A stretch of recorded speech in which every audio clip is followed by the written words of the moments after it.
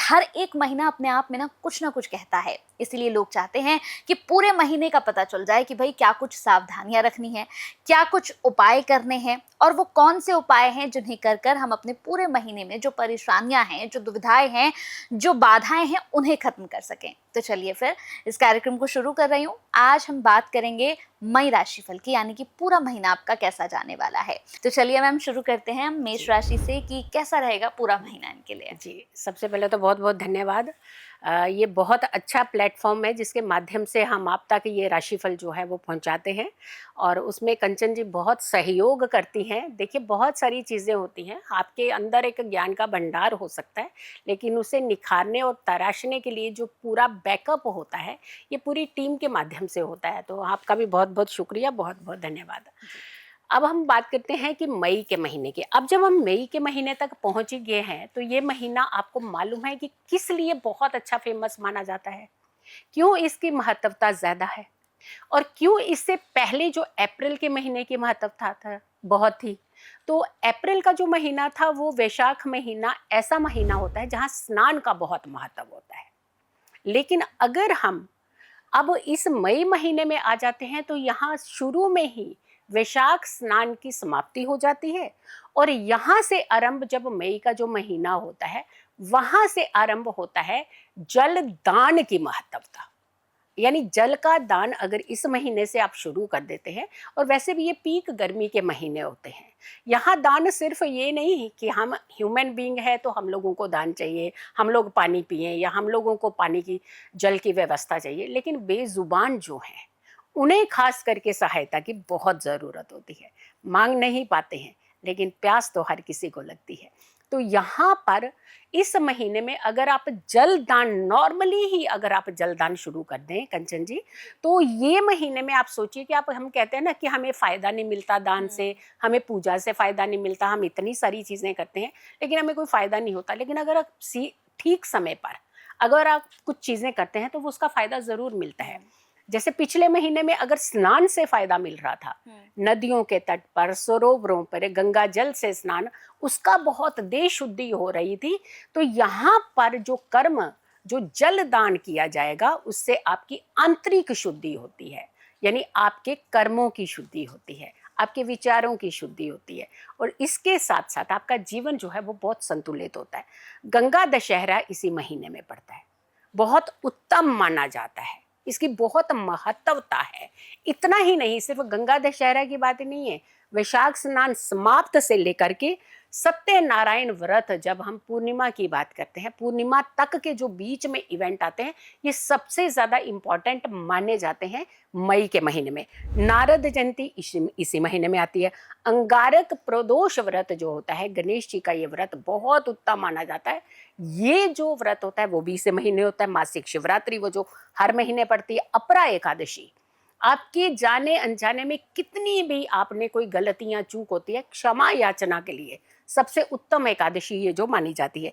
ज्येष्ठ अमावस्या, ये ज्येष्ठ अमावस्या के साथ है शनि जयंती, ये दो संगम जब जुड़ते हैं तो आपकी पितृ पूजा भी यहाँ पे बहुत महानता रखती है, और साथ के साथ अपने निजी कर्मों को सुधारने का बहुत अच्छा समय माना जाता है। जैसे हमने कहा कि आपको गंगा दशहरा का सुनहरा अवसर मई महीने में मिलेगा, तो यानी दान में आपने इस बार जल दान में कोई कमी नहीं करनी है।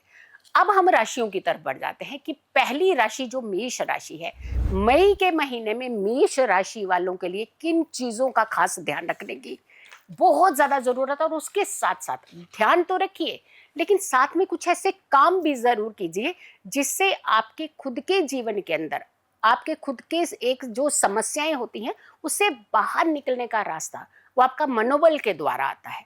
तो मनोबल जब हमारा स्ट्रांग रहता है तो सामने वाला चाहे कितना भी व्यक्ति आपको पिन मारे, आप आवेश में नहीं आते हैं, आप संतुलित होकर के उसका रिटेलिएट करते हैं। लेकिन आप उससे क्या होता है, आपके रिश्ते भी बच जाते हैं, आप स्वयं भी बच जाते हैं, और समस्या का समाधान भी निकल जाता है। तो बहुत सारी चीजें हैं, आप अपने ठीक ढंग से करते हैं तो आप अपने हर महीने को बेहतर बना सकते हैं।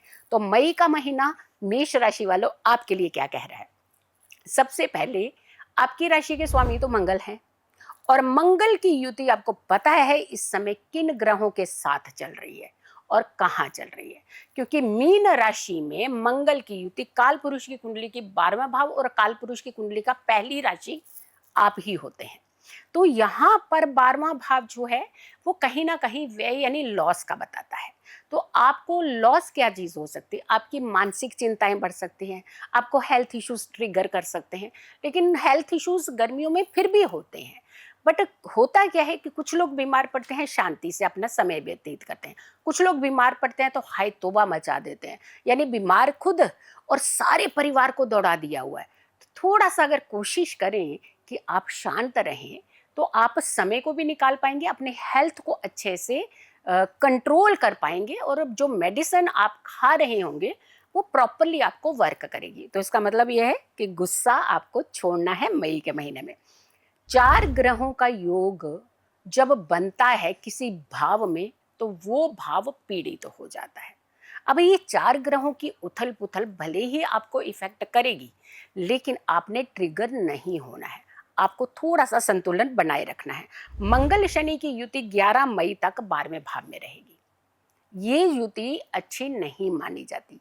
ये युति, ये कॉम्बिनेशन, और खास करके ये जो कॉम्बिनेशन बन रहा है बिल्कुल नजदीक की डिग्रियों के आसपास, अगर एक 13 डिग्री दूसरा भी 13 डिग्री चल रहा है, दूसरा 14 डिग्री चल रहा है, तो यानी आसपास के कंजेशन जो होते हैं ये स्ट्रॉन्ग इम्पैक्टिव होते हैं। गुस्से पर पूर्ण रूप से काबू रखिएगा। फॉरेन ट्रेवलिंग अगर आपको कोई मौका भी मिल जाता है या बड़े समय से आप वेट भी कर रहे थे, हम कहेंगे क्योंकि वीज़ा अगर आपका लंबे समय का है तो थोड़ा सा टाल सके तो इस महीने को टालने में भलाई होगी। और अगर फिर भी आपको जाना है तो कोई शुभ मुहूर्त दे करके निकलिएगा, ओवर कॉन्फिडेंस से बचिएगा। एक ध्यान रखना है, पैसा तो कमाइए लेकिन शॉर्टकट जो है वो कई बार डेंजर जोन में ले जाता है।